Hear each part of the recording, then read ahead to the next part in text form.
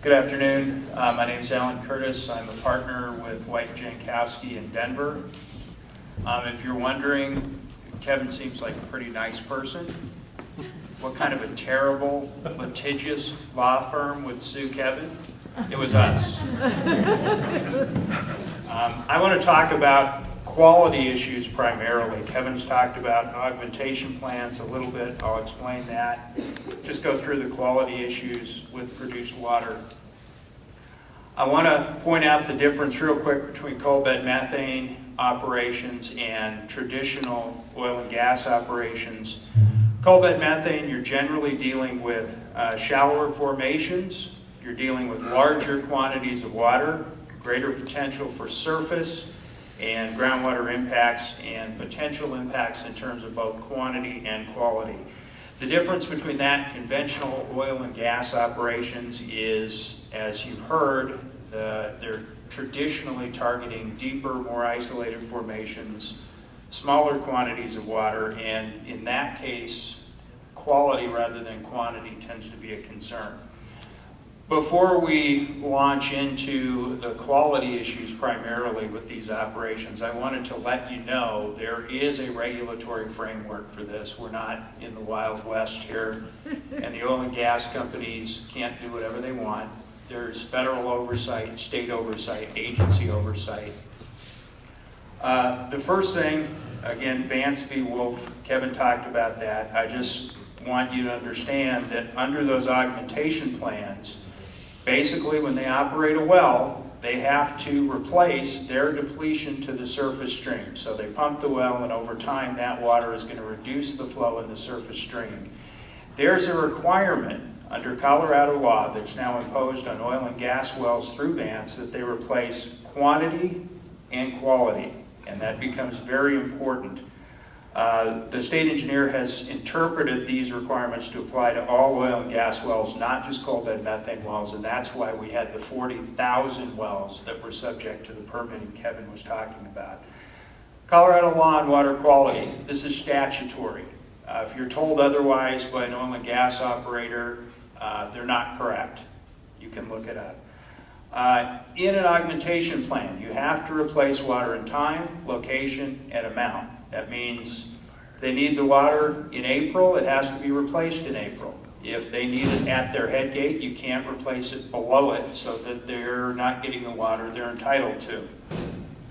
Amount, an acre foot of depletion equals an acre foot of replacement requirement. And quality, if you're an irrigator and they replace that with water, and we'll talk about a specific example of this in a few minutes, they replace that water with water that's not of a suitable quality, that's a violation of Colorado law. Prior to approving an augmentation plan through the water court, the state engineer can also approve substitute water supply plans. They're basically a one-year plan that operates pending that approval. That water quality requirement applies there as well. So there's no circumstance under which they should be allowed to replace water they're depleting that you may have a water right in with water of an inferior quality. General public policy, and I won't read through all this, but basically it's to conserve and protect the quantity and quality of water for various uses, including aquatic life, domestic, agricultural, and all other beneficial and recreational uses. So we have an overarching policy that's applicable to oil and gas as well. I just want to point out that EPA, the federal regulatory agency, has recognized that intense oil and gas development has had impacts to private citizens with oil and gas wells and with water wells. We've seen that in this area, and I'll have specific examples.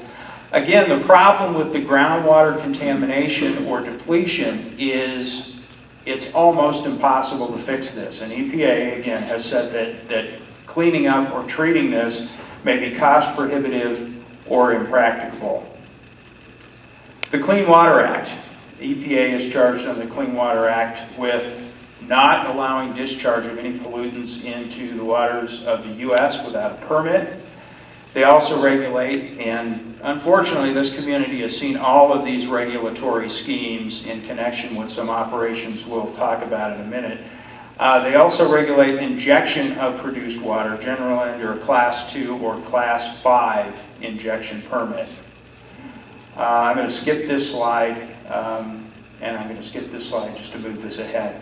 EPA, through the Colorado agency, the Colorado Department of Health and Environment, regulates discharges of produced water under the Clean Water Act.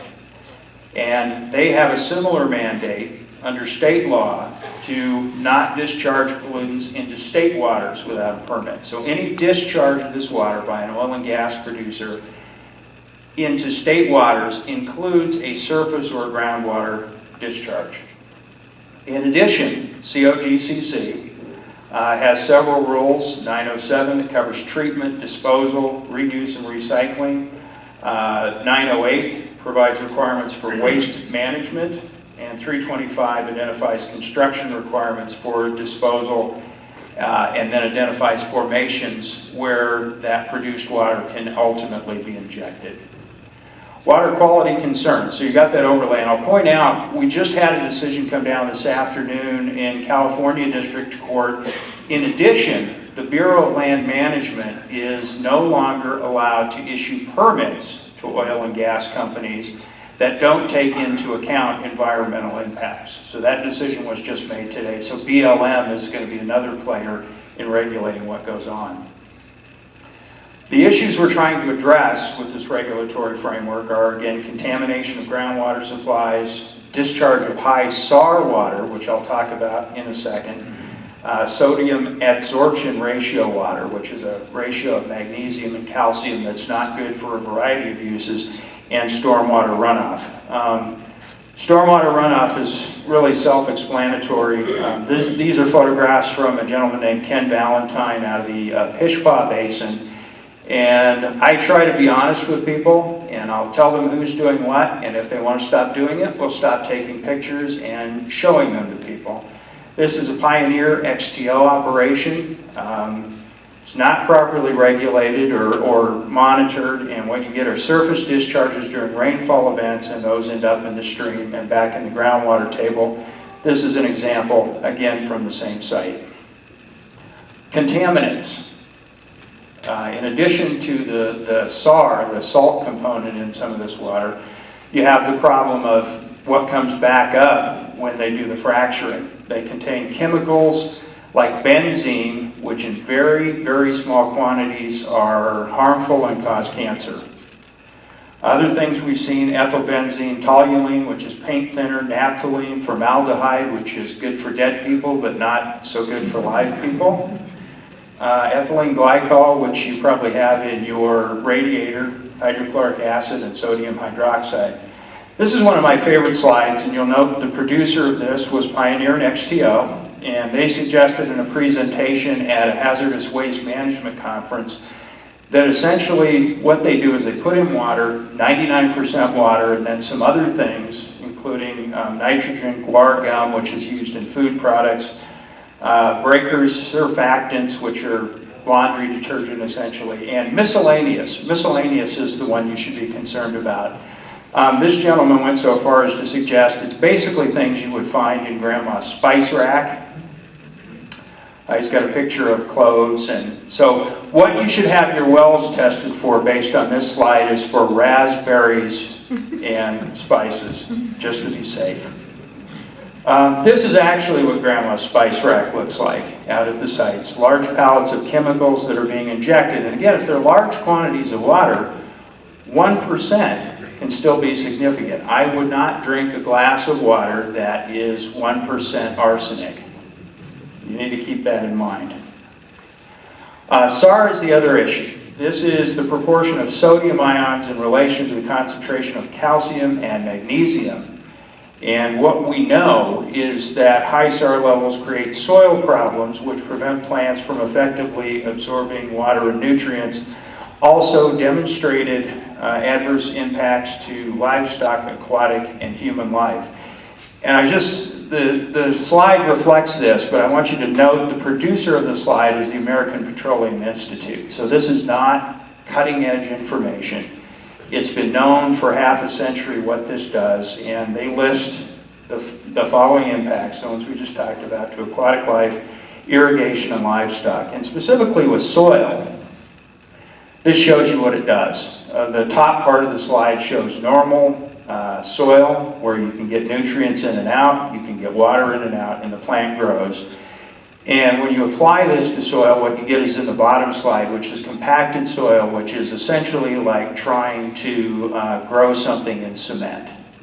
So it's not productive, and when they're using this either as a discharge or a replacement supply, it's not suitable.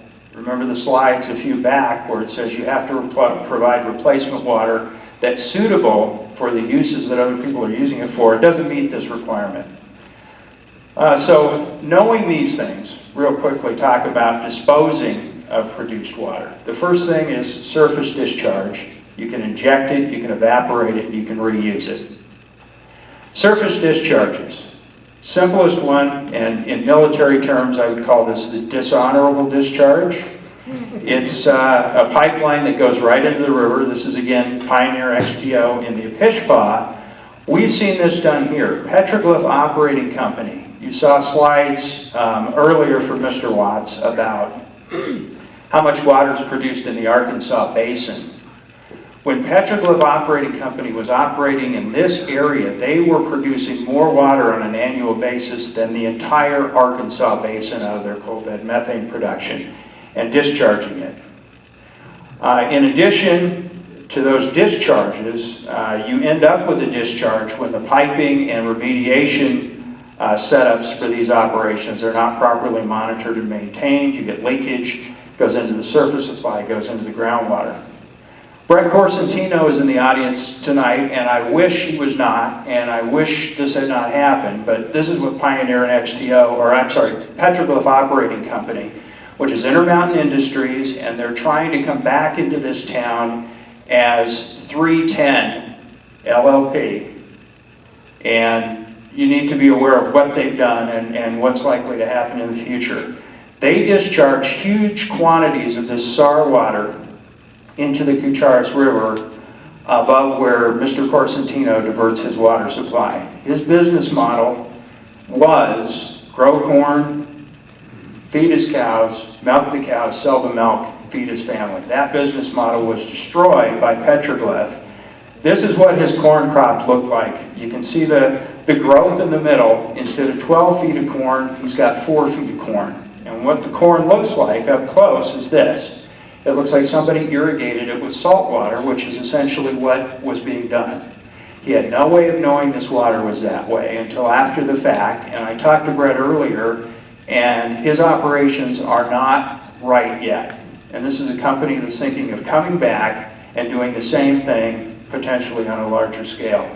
The other thing it does, and unfortunately Brett was a recipient of this benefit as well, you've seen John Hickenlooper drink a glass of produced water.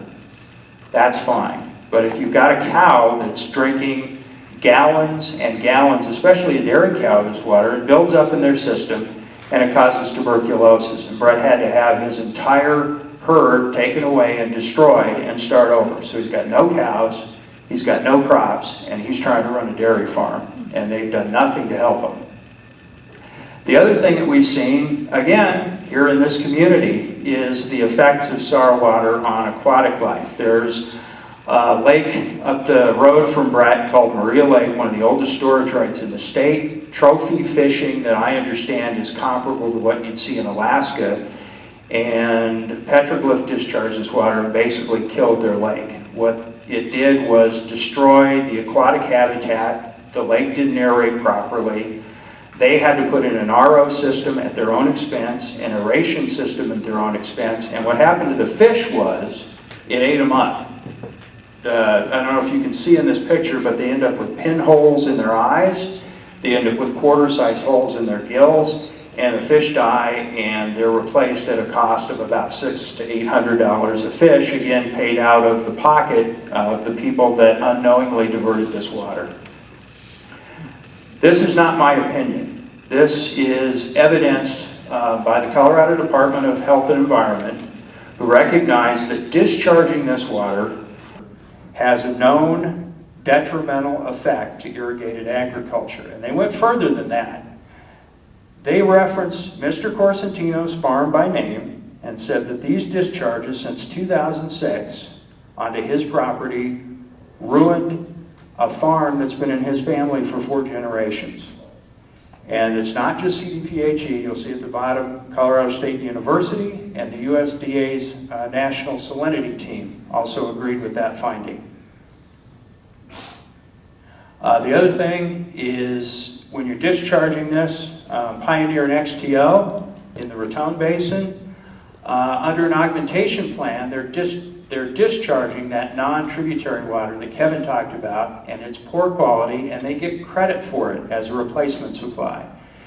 And the way they get credit for that, because they can't meet their permitting requirement, is they run it in the Apishpa River, they dilute it down, and then they measure it in the river. So they're basically using the river for a toilet, and then getting credit for that water that doesn't meet the legal requirement we talked about at the beginning in the first place. Similar operation in the Purgatory River. Injection wells, I'm running short on time here, but the Class 5 well is what was involved down here, and it was part of a remediation program. And that remediation program came because when they were dewatering the aquifer and pumping the bad water onto Mr. Corsentino's property, at the same time, they opened up the vertical dikes that we were talking about. They blasted them out, and we had water in a drinking water aquifer that was now flowing down tens of thousands of acre feet into their producing formation, and the gas that should have stayed in the formation was moving up. And I'm going to skip ahead. This is a picture of what happened. This is from Ben and Melanie Bound's home outside of town. Basically, the gas went into their well, the well pump turned on, and you had yourself a bomb. And you can see a shadow in the corner, which is the destroyed well house. And when I was out there over the summer, they had gas coming out of the ground that you could actually see. And what happened was they ended up setting up their own system to prevent the electricity from interacting with the gas. You can see in the corner, there's a kind of a little home-style fire extinguisher that they set up, hoping that the fire department from here in town would get out there in time to put out any kind of fire they had. The only thing worse than the do-it-yourselfer job they did was to have Petroglyph come in and fix it for you. And they had a well outside of town that was venting gas like a jet engine. And they came in and they capped it. They put a PVC pipe that directed it away from the house so it wouldn't interact with the electrical operations. And they vented it over this, a high voltage electrical box. These are not the smartest operators in the country. I'm going to skip ahead here because I'm out of time if anybody wants to talk about this afterwards, but so I've got a whole bunch of other things here. I want to say a couple of things to you. I know people are concerned about Shell down here and their operations. It's conventional oil and gas, and I would really focus your efforts, if Petroglyph comes back in whatever corporate form they come back, in having them fix what they've done wrong to this community before they're allowed to do anything else. They need to make that right. And I would focus on them, and I would focus on that above Shell. You need to get your wells tested. You need to make sure they're casing their wells properly. But Petroglyph is somebody you need to be watching out for in the future. Thank you.